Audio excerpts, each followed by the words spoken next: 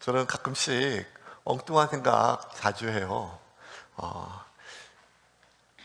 고깃집 가서 고기를 냉면에 싸 먹다가도 이거 누가 제일 처음에 싸 먹었을까?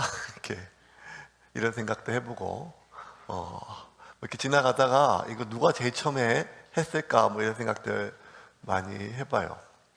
가끔씩 신문에 뭐 1000년 전 무덤, 2000년 전 무덤 뭐 이렇게 해가지고 뭐가 미라도 나오고 또 한국에도 그렇고 뭐 이렇게 보면 나오면 옷도 나오고 뭐도 나오는데 참 신기한 거는요, 한 10년 전하고 지금 보면 사람 옷이 굉장히 많이 바뀌었거든요. 예. 저도 지금 한 10년 전에 제 사진을 보면 더 젊고 탱탱했는데 옷은 되게 촌스럽고 머리도 되게 촌스러워요. 예. 20년 전 사진은 더 그렇죠.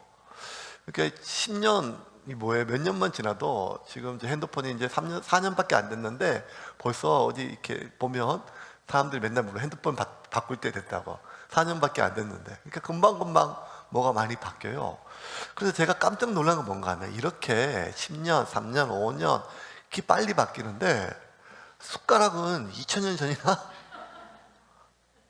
아니 이게 굉장히 매일 쓰고 순간마다 쓰거든요.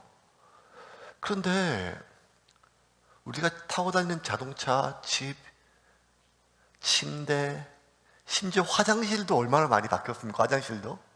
예, 그러면 인간이 먹고 자고 배변하는 모든 것들은 진짜 다 바뀌었는데 사람이 먹기 위해 사냐, 살기 위해 먹냐 이것이 논쟁이 될 정도로 먹는 것이 가장 중요한데 그럼에도 불구하고 왜 2000년 동안 밥 퍼먹는 숟가락은 모양이나 크기도 안 바뀌었을까요? 그걸 보면 야, 지난 2000년 아니 수천 년 동안 인류에서 가장 위대한 발명은 숟가락이다. 왜냐하면 젓가락이나 포크는 조금 다르지만 숟가락은 동서고금을 막론하고 어디든지 숟가락의 재료는 철이나 노쇠나 아니면 뭐 나무나 다 다르겠지만 이 숟가락은 거의 똑같다는 거예요. 그러고 보면 야, 이거 참 그 시작을 누가 했을까 이런 생각을 해요.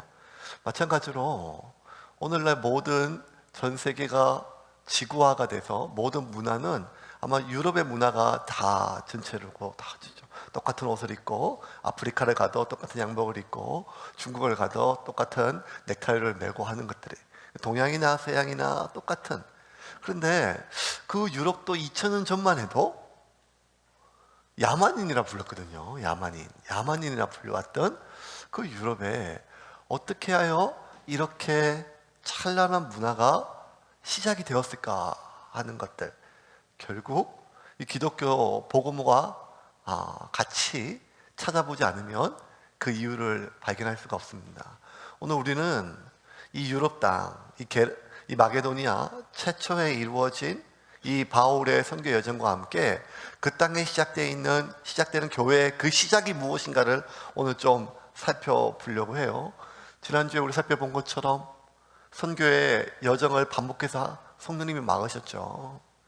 허락하지 않고 죽기 살기로 애먹으면서 여기까지 왔지만 이 두 번째 선교의 곳곳에 길을 막으시고 또 여러 가지 상황을 막으시는 성령님의 속내를 알지 못했던 바울이 답답한 채 드로아에 도착했는데 드로아에서 한 유럽인이 마게도냐인이 이리로 건너와서 우리를 좀 도와달라고 하는 간절한 울부짖는 그 환상을 봤을 때 모든 조각들이 다 들어맞았죠. 아, 그렇구나.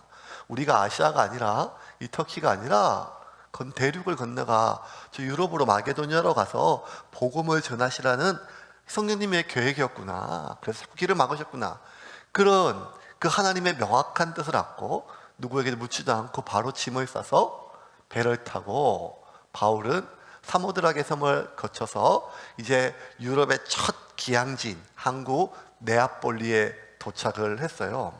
네아폴리에 도착해서 한 16km 떨어져 있는 그 빌립보라고 하는 도시로 아주 열심히 육로로 걸어서 도착을 했습니다. 11절과 12절입니다. 오늘 본문 같이 읽어볼까요?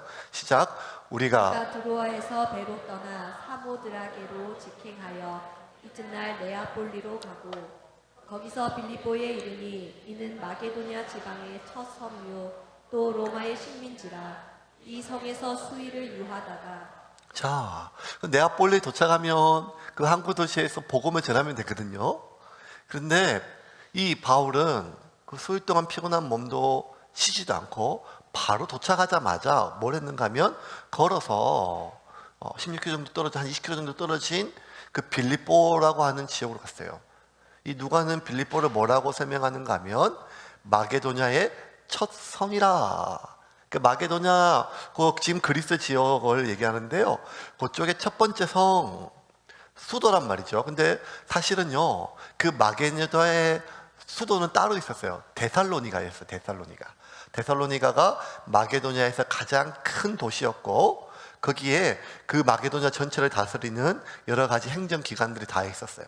네, 그럼에도 불구하고 누가가 이 빌립보를 마게도냐의 첫 성이라고 한 것은 첫 번째 도착한 도시 이런 뜻이 아니라 이 데살로니가와 필적할 만큼 빌립보가 경제적으로 그리고 문화적으로 많은 사람들이 모여서 왕성하게 활동하는 도시이기 때문에 첫 성이라고 그렇게 설명을 하였어요. 더군다나 마게도냐 전체 지역이 다 로마의 식민지였어요. 그런데 그 마게도냐 전체가 다 식민지임에도 불구하고 그 빌립보 도시만 로마에서 직접 다스리는 직할시였어요. 이 직할시가 어떤 의미가 있는가 하면 이 빌립보에서 태어나면 로마 시민권이 주어져요. 그러니까 애를 낳다가도 막달 되면 빌립보로 이사를 가야 돼요. 왜냐하면 지금 미국이나 호주 같은 데 영주권 얻기가 얼마나 어렵습니까? 시민권 얻기는 더 어렵죠. 말도 못하죠. 근데 그것은 이 로마 시민권에 비하면 그냥 세상 말로 새 발의 피였죠. 왜냐하면 전 세계가 그때 다 로마의 식민지였는데 어디에 살든지 간에 로마의 곡물과 세금과 여러 가지 많은 것들을 바쳐야 됐어요. 그런데 로마 시민권이 주어지면 그 모든 세금을 안 내도 됐어요. 더군다나 로마 시민권을 가지고 있으면 어떤 죄를 져도 형벌에서 면제를 받아요. 로마에서 받는 재판 받기 전까지는. 그러니까 완전히 엄청난 지위가 있죠. 그래서 빌립보가 굉장히 중요한 도시였고 그 마게도냐에서 첫 번째 가는 도시라고 얘기해도 선색이 없을 만한 도시였어요. 그러니까 당연히 이 네아폴리의 첫 번째 항구 도시에 도착하자마자 이 배를 타고 수일 동안 그 당시 돛담배 타고 얼마나 많은 시간을 갔겠어요. 에게해를 건너서 가야 되니까. 가서 피곤하고 멀미나고 엄청 어려웠을 건데도 불구하고 쉬지도 않고 바로 짐을 꾸려가지고 육로로 걸어서 빌립보로 갔던 가장 첫 번째 이유는 무엇인가 하면 하나님이 우리에게 이 땅에 보내신 이유, 우리가 그 사람을 만날 것이다. 바울이 명확하게 봤거든요. 그 환상에. 그 사람이 한눈에 봐도 유럽 사람이요, 마게도냐 사람이 자기를 향해 건너와서 우리를 간절히 도와달라고 한 그 환상이 너무나 명확해서 그 빌립보에 가면 반드시 그 사람이 우리를 기다리고 있고 우리가 그 사람에게 해야 될 일이 있을 것이다 라는 생각을 가지고 빌립보에 도착을 했어요. 근데 여러분, 빌립보가 작은 도시가 아니에요. 예, 이 부산에서 김세방을 어디서 찾아요? 예, 누군지도 모르고 이름도 모르는데 환상 속에 봤던 그 남자가 어디에 있는지 아무도 모르고, 그래서 숙소를 정하고 계속해서 여러 가지 복음 전할 방법, 그 사람 여러 가지 많은 하나님의 뜻이 있겠지, 하나님이 보내신 이유가 있겠지, 누구를 만나게 하시겠지, 누구를 연결시켜 주겠지 하고 했는데 하루, 이틀, 3일, 수일이 지나도 누구 하나 나타나지가 않아요. 다시 지금 바울이 막막해졌습니다. 왜냐하면 이 대도시에 이 시골 촌놈들이 어디 가서 누굴 만나고 누가 있는지도 모르는데 어떻게 복음을 전합니까? 그래서 오직 하나님이 우리를 보내셔서 반드시 만나게 하실 사람이 있고 우리에게 보내줄 사람이 있다는 거예요. 그거 하나 믿고 왔는데 수일이 지나도 아무런 소식이 없고 만날 수 있는 사람이 없는 것이었습니다. 그래서 다시 한번 막막해졌습니다. 도대체 어디서 누구에게 복음을 전해야 될지. 바울은 사실 이 전도가 이 처음 도착한 도시에서 복음을 전하는 것이 처음이 아니었어요. 우리가 지난 한 1년 동안 살펴본 것처럼 바울은 처음 도시에 도착하자마자 사람들에게 복음을 전하고 그렇게 예수님을 영접한 사람들에게 교회를 세울 수 있는 모든 것들이 지난 2년 동안 경험이 많아요. 바울의 선교의 그 일반적인 그 모습과 방법은 무엇인가 하면 처음 생면부지 도시에 도착하면 바울이 제일 먼저 찾은 곳은 어딘가 하면 회당이었어요. 회당.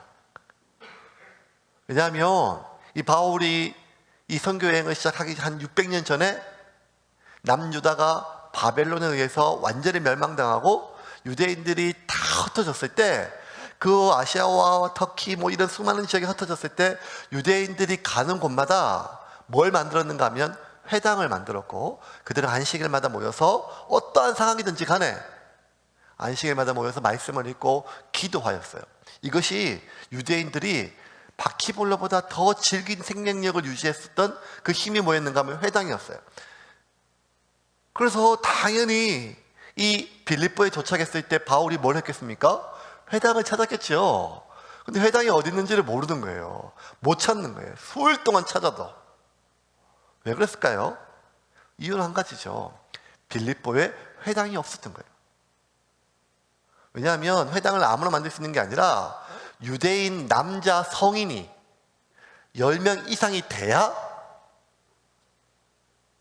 회당을 만들 수가 있었거든요. 교회도 마찬가지예요. 제가 교회를 이제 개척하고 노예에 가입하려고 하니까 25인 이상이 돼야 교회라고 인정을 해준대요. 예. 그러면 저희 24명 모이는데요, 이렇게 얘기하면 그건 기도처라고 얘기하더라고요. 기도처.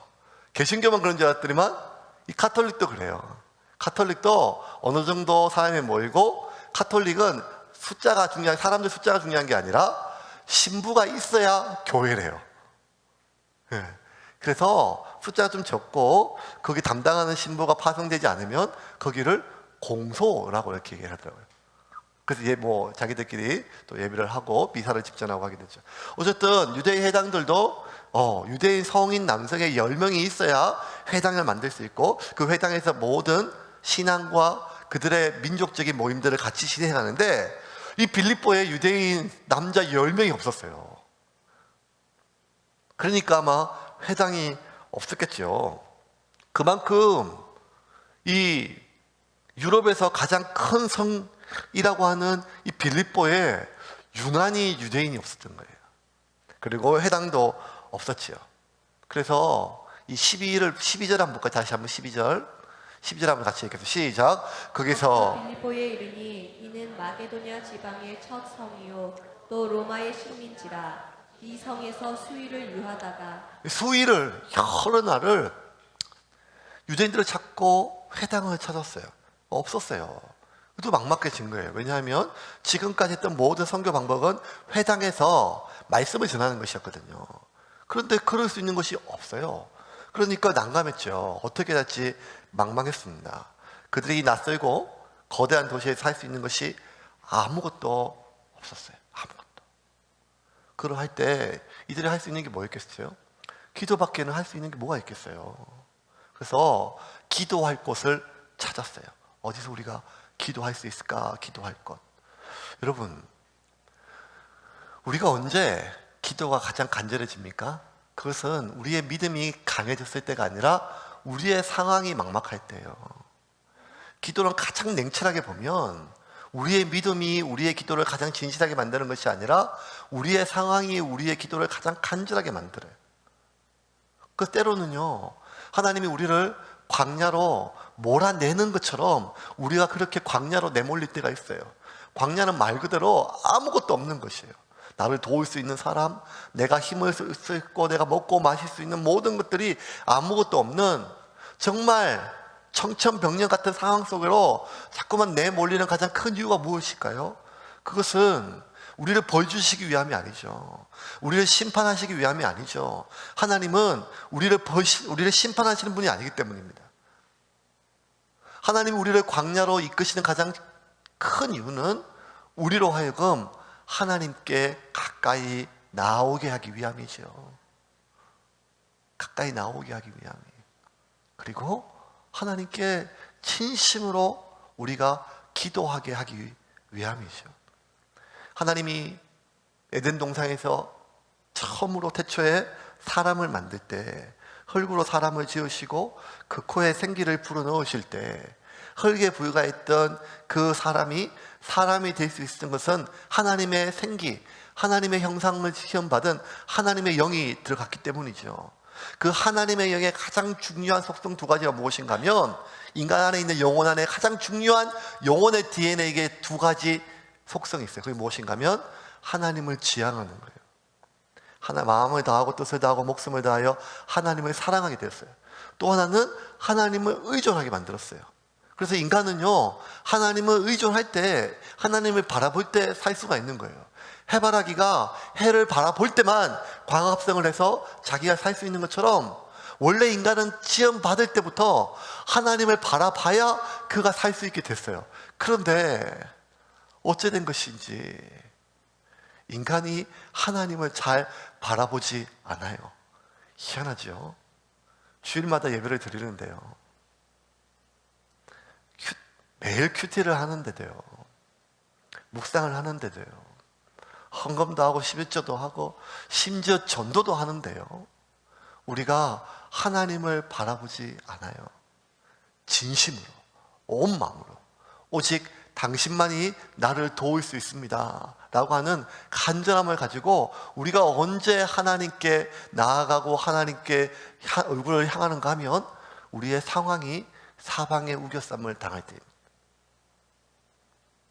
바울의 기도가 또 간절했어요. 바울의 마음이 진실해졌어요. 더 정확하게 얘기하면 바울의 마음이 가난해졌어요. 망망대해를 넘어서 새로운 대륙을 넘어갈 때만 해도 바울의 마음속에는 기대가 있었어요. 바울의 마음속엔 소망이 있었어요. 마게도냐인이 나와서 나를 도우라고 하는 명확한 환상을 보았기 때문에 하나님께서 그들을 세밀하게 인도하시고 또 복음의 문이 열리고 교회가 세워질 듯한 명확한 기대감이 있었는데 그게 다 무너지자 다시 가난한 마음으로 가지고 기도할 곳을 찾았어요. 근데 13절 한번 볼까요? 13절입니다. 같이 읽겠습니다. 시작. 안식일에 우리가 기도할 곳이 있을까 하여 문 밖에 나가 거기 앉아서 모인 여자들에게 말하는데, 안식일에 우리가 기도할 곳이 있을까? 기도할 곳이라고 번역되어 있는 이 말 단어가 헬라어로는 프로슈케라고 되어 있는데, 프로슈케는 두 가지 의미가 있어요. 말 그대로 기도할 장소를 뜻하기도 하고, 또 하나는 무엇인가 하면 유대인 성인 남자 10명이 모이면 회당이 되는데 성인 남자 10명이 안 되면 그냥 소수의 여자들과 함께 기도할 처소로가 됐어요. 그것을 프로슈케라고 만들었어요. 회당은 안 되고 기도처, 이렇게. 이 프로슈케는 그 두 가지 의미가 다 있어요. 그러니까 아마 이 바울 일행이 그렇게 기도할 처소, 프로슈케, 회당은 아니지만 기도할 수 있는 유대인들의 모임이나 아니면 말 그대로 정말 기도할 수 있는 공간을 찾으러 나가서 봤겠죠.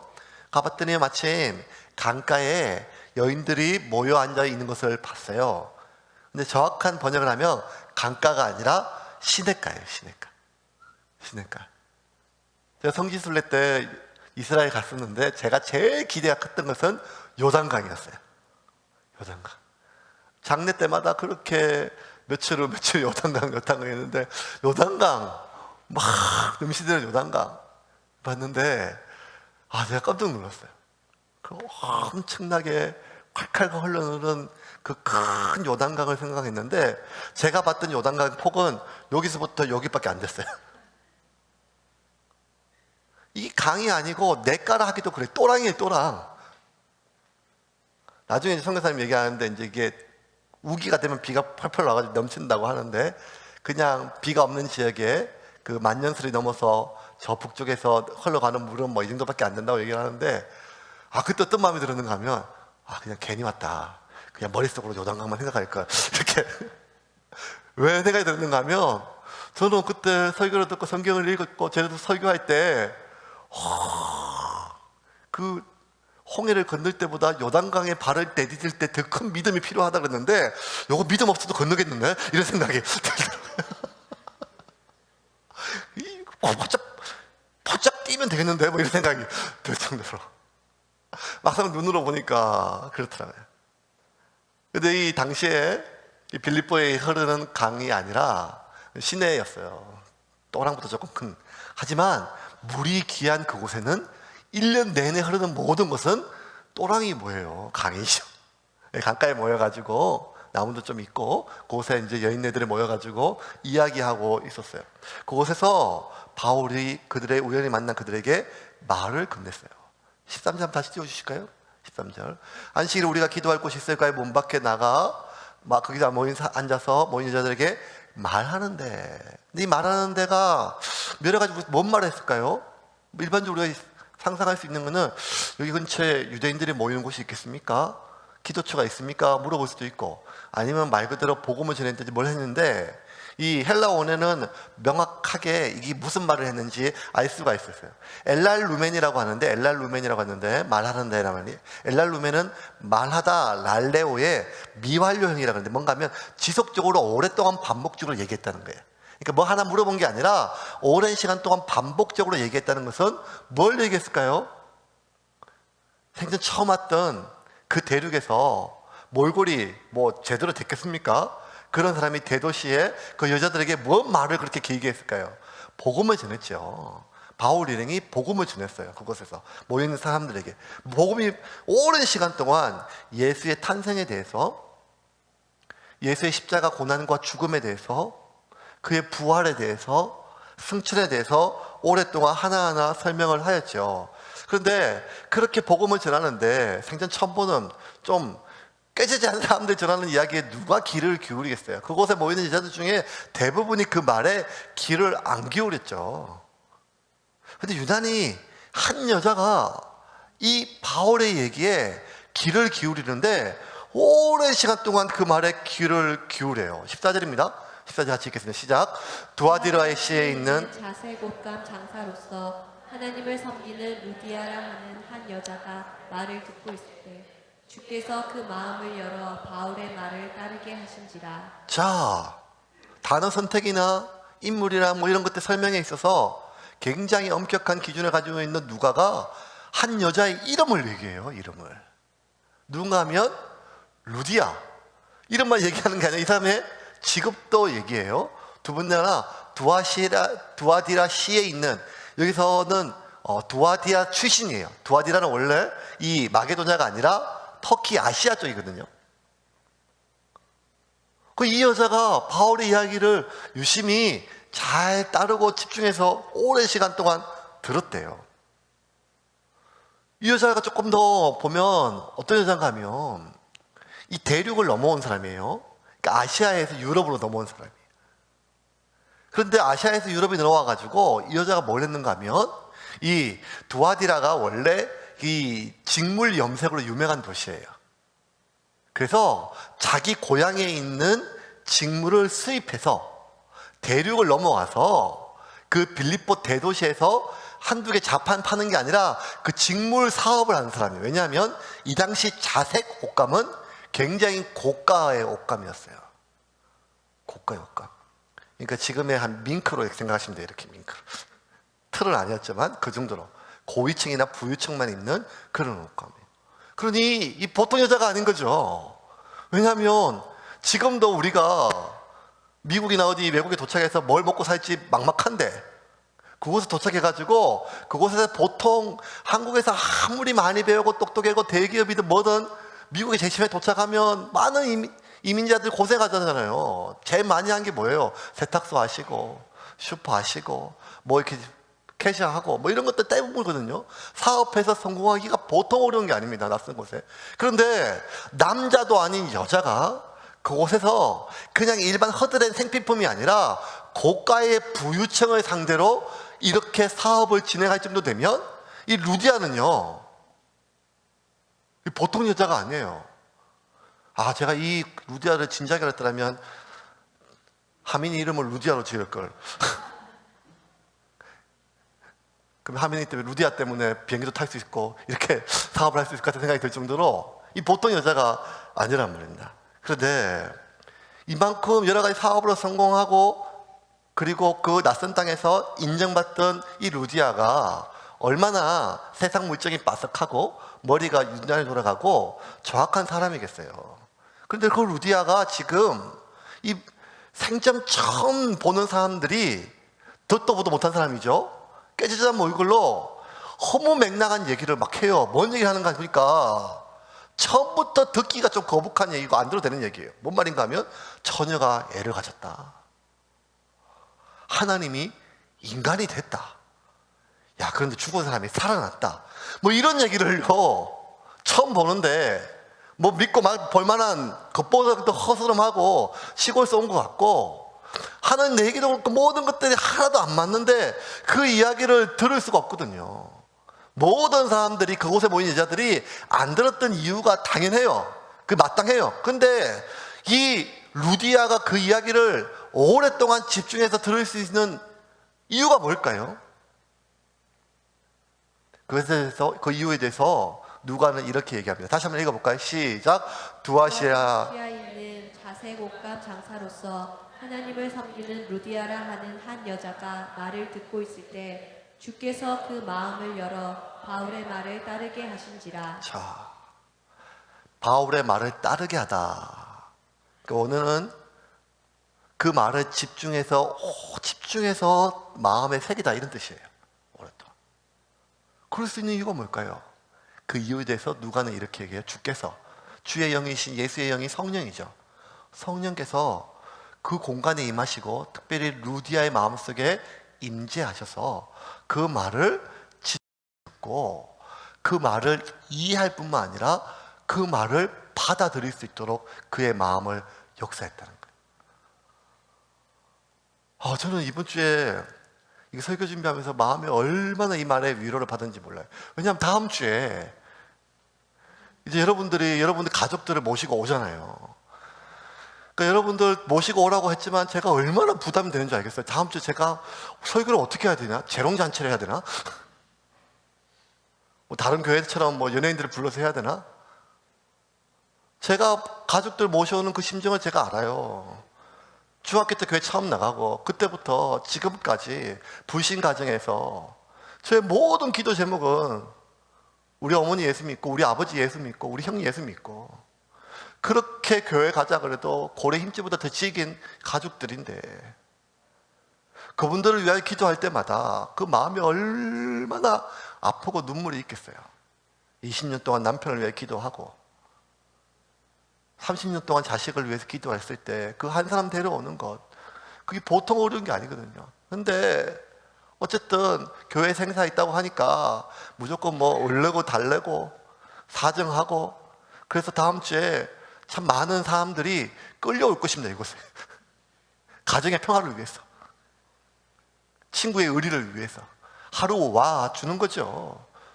그 사람이 저를 뭘 알겠으며 다음 주는 양복을 입을 거겠지만 저 앞에 서 있는 혀도 짧고 발음도 부정확한 저의 말이 뭐가 되겠어요. 그러니까 뭘 설교할 것인지 어떻게 설교할 것인지 고민이 참 많았어요. 그리고 이렇게 설교하면 이분들이 알아들을까? 그걸 마음을 열까? 그게 무슨 의미가 있을까? 이런 마음이 많이 들었는데 여러분 한 영혼의 마음이 여는 것은 탁월한 설교의 내용이나 언변이 아니라 성령의 역사임을 믿으시기를 바랍니다. 영혼이 구원되는 것은요 설득이 아니라는 거예요. 설명이 아니에요. 세뇌도 아니라는 것입니다. 어떻게 누가 들어도 허무맹랑한 처녀가 아이를 갖고 하나님이 인간이 되고 죽었던 사람이 살아나는 이 많은 이야기가 그것도 허무맹랑한데 내 인생이고 내 삶인데 내 삶이 아니라 나는 하나님의 종이 되고 이제 내 안에 내가 아닌 다른 존재가 와서 나를 다스린다고 하는 듣기만 해도 깨름직하고 내 안에 내가 아닌 다른 존재가 내 안에 들어와가지고 날 다스린다? 이거 얼마나 듣기 거북하고 깨름직한 얘기입니까? 그런데 이것이 이루어지는 이유는 누군가 간절히 사정해서도 안 되고 누군가가 설득해서도 안 되고 한 번 왔는데 그날 무언가 우리가 취해서 밥이 맛있어서가 아니라 성령께서 그 마음을 여실 때 그래서 바울이 고린도 교회에 보내는 편지에 누구든지 성령이 아니고서는 예수를 주라 시인할 수 없다. 화려한 언변이 아니다. 완벽한 논리적인 설명이 아니다. 그래서 나는 이 부딪히는 누구에게도 옳게 이해할 수 없는 십자가를 전한다. 왜? 성령이 그 십자가의 복음을 통하여 그 마음을 여시는 것을 내가 확신하기 때문에. 그 순간 그 공간에 성령님 임재하셨어요. 그리고 그 성령이 이 루디아의 마음속에 임하셨어요. 그리고 그의 마음의 문을 여시고 이 듣도 보다 못한 사람들의 허무맹랑한 모든 이야기를 처음부터 오랜 시간 동안 다 듣고 그의 마음을 열고 그 예수를 나의 구주로 영접했어요. 그런데 그 놀라운 기적의 시작이 어디였는가 하면, 그 시작이 뭐였는가 하면 기도였어요. 기도였어요. 바울의 기도였어요. 루디아는 마음을 여시는 그 성령의 역사로 말미암아 오랜 시간 동안 바울이 전하는 복음을 귀담아 들었고 집중하였고 그 예수를 영접했을 뿐만 아니라 그 복음을 자신의 있는 가정의 모든 사람들에게 전하고 모든 사람들이 세례를 받았어요. 15절입니다. 15절 말씀 같이 읽겠습니다. 15절 시작. 그와 그 집이 다 세례를 받고 우리에게 청하여 이르되 만일 나를 주 믿는 자로 알거든 내 집에 들어와 유하라 하고 강건하여 머물게 하니라. 그와 그 집이 다 세례를 받고 우리 집에 청하여 이르되 나를 주 믿는 자로 알거든 내 집에 들어와 유하라 하고 강건하여 머물게 되리라. 집이 두 번이나 나와요. 오이코스. 그와 그 집이, 그 가족이라 하지 않고 그 집이, 그리고 내 집에 들어와. 왜냐하면 누가의 복선이 깔려 있는 거죠. 이 집이 유럽 최초의 교회 빌립보 교회가 되기 때문에. 그리고 여러분이 2년 동안 갯돈 타서 유럽 여행 가면 보는 모든 교회들의 시작은 여기서 시작됐습니다. 유럽에서 보는 게 여러분 뭐 삼강사 절을 보겠습니까? 대웅절을 보겠습니까? 유럽에 가면 대부분 보는 것이 교회예요. 어딜 가도,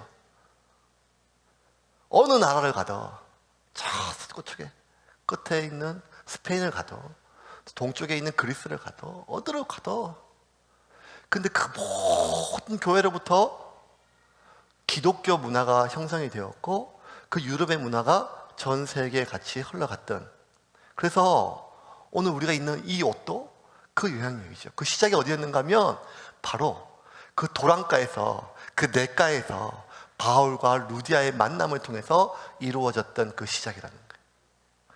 이러고 보면 하나님이 이 바울이 이번에 이 전도여행을 떠날 때 얼마나 우여곡절이 많았어요. 10년지기가 아니라 평생지기 같은 이 바나바와 찢어지고 가는 데마다 복음의 길이 막히고 또 막히고 그렇게 해서 유럽에 넘어왔는데도 유럽에 처음 도착한 땅 네아폴리가 아니라 빌립보에 왔고 했던 이 모든 인도하셨던 여정들을 보면 하나죠. 하나님이 바울로 하여금 루디아를 만나게 하셨어요. 2차 전도여행은 오직 루디아로부터 시작돼요. 왜냐하면 이때부터 유럽 전도여행이에요. 유럽에 대해 교회가 생겼거든요. 바울의 1차 전도여행 때문에 아시아의 교회가 생겼고 바울의 이 두 번째 전도여행 때문에 유럽의 교회가 생겼어요. 그러면 이 2차 전도여행을 떠날 때부터 지금까지 수많은 우여곡절과 바울의 모든 계획과 그 모든 길이 바로 막힌 것은 하나예요. 오늘 이 냇가에서 루디아를 만나게 하시기 위함이에요. 왜? 루디아 한 사람을 구원하시기도 있지만 그 루디아를 통하여 그와 모든 가족이 구원을 받고 그 집이 유럽 최초의 교회가 되기 위함입니다. 그리고 그 일의 시작이 바울의 기도로부터 시작이 됐어요. 그럼 보면 하나님 참 실수가 없으세요. 그 실수가 없으신 하나님의 섭리, 그것은 바로 이 루디아와 그 가정을 구원하기 위함입니다. 이제 좀 말씀을 좀 정리할게요. 제가 이번 한 주 마음이 조금 들떠 있어요. 왜냐하면 다음 주에 새로운 사람들을 초청해서 예배드리는 그 일 때문이에요. 한 25년 동안 교육자 생활하면서 얼마나 많은 전도주의를 또 행사를 기획하고 진행했겠어요. 새롭게 개척하고 대신자를 작정하고 이렇게 한 적이 이번에 개척하고 처음에 한번 해보고 이번에 두 번째로 이렇게 갔습니다. 많은 사람들이 오고 또 자리를 채워주고 이런 것이 아니라 제 마음에 흥분되는 것은 제가 처음으로 저희 어머님을 그 유명한 경상북도 상주군 함창면 함창감리교회 모셔갔을 때 날이었어요.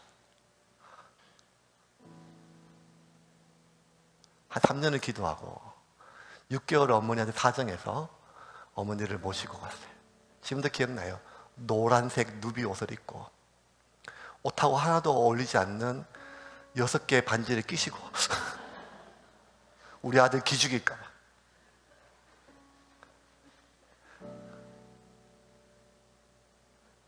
예배를 들어주시고 어머니가 큰 희생하는 마음으로 1,000원이 아닌 2,000원을 밥값으로 내시고 집에 와서 내가 2장 냈다고 꼭 확인해 주시면서 하는 말이, 오늘 그 앞에 선 사람 하는 말이 무슨 말인지 하나도 못 알아듣겠더라 하셨을 때, 다음 주에 우리 남편들, 우리 자녀들, 지인들이 또 오고 또 우리가 작정하고 기도했던 그분들이 1년 동안 우리가 또 계속해서 기도할 우리의 영혼들이죠. 그분들이 와서 또 어떻게든지 성령께서 마음을 여시고 그분들이 내년에 세례 받기를 간절히 소원해 봅니다. 11월 17일 날 추수감사주일 날 우리가 6명에게 세례를 줘요. 봄에 6명한테 세례를 줬는데 가을에 6명, 이제 3년 반밖에 안 되는 교회가 1년에 12명의 세례를 주는 게 얼마나 귀한 일입니까? 지금까지 세례 받은 사람들을 설교 준비하면서 다 찾아보니까 얼굴을 보니까 이제 이번에 세례 받는 것까지 합쳐서 26명의 영혼들이 새홈교회에서 태어났어요. 와, 이게 얼마나 이런 일이 생겼을까 감사하죠.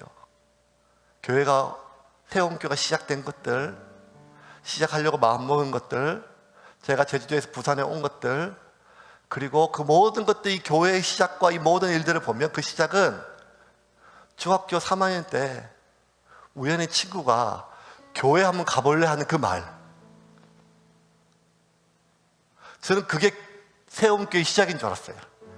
그런데 그렇게 교회를 갖고 제가 세례를 받았을 때 저희 동네에 살고 있었던 저희 작은 아버님의 이야기를 듣고, 작은 아버님이 사업하다가 망하고 시골에 내려오셔서 10몇 년 동안 이 조카의 구원을 위해서 기도하셨다는 이야기를 듣고, 그때 친구가 건넸던 교회 한번 가볼래? 라는 그 말이 내가 마음을 열고 교회에 갈 수 있었던 것은 누군가의 간절한 기도가 쌓였고, 그 기도를 위해서 서울에서 잘 나가던 한 사업가가 망해가지고 시골에 내려와서 염소 키우는 그 모든 과정들을 봤을 때 이 하나님의 섭리는 알 수가 없어요. 그런데 그도 할 수가 없는 그 놀라운 그 모든 섭리의 시작은 기도였습니다. 기도였어요. 오늘 우리가 기도한다고 내일 문제가 해결되지는 않습니다. 우리가 지난밤 눈물을 흘렸다고 아침에 그 모든 문제가 사라지지는 않습니다. 그래서 기도는 참 막연하고 기도는 참 불편하고 어렵습니다. 하지만 여러분, 하늘에 계신 세상을 창조하신 창조주 하나님이 지금도 말씀 하나로 이 모든 문제들을 바꾸고 변화시키고 운행하실 수 있는 그 하나님이 이 미약한 인간의 기도를 통하여 일하시기를 작정하셨다는 거예요. 그러므로 기도를 포기하지 맙시다. 기도를 쌓읍시다. 기도는 한 생명이 탄생되고 한 교회가 탄생되고 한 대륙의 문화가 바뀌고 그리고 세계의 모든 하나님의 역사를 이 땅에 실현시키는 통로임을 오늘도 믿으시고 여전히 변화 없고 여전히 이 답답한 속에서도 그 시작은 기도임을 기억하고 이번 한 주 동안 기도를 심으시기를 주님의 이름으로 축원합니다.